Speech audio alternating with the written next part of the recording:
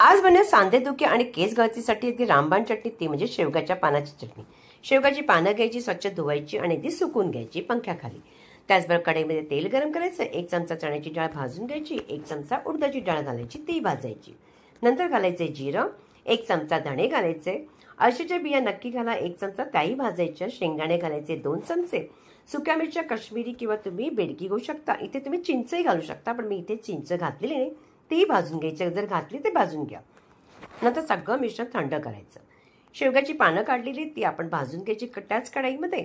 त्याचबरोबर अर्धी वाटीनं अगदी कढीपत्ता घ्या, तोही भाजा आणि अशा पद्धतीने भाजायचं, जेव्हा तुम्ही काढाल ना थंड झालं की कुरकुरीत झालं पाहिजे।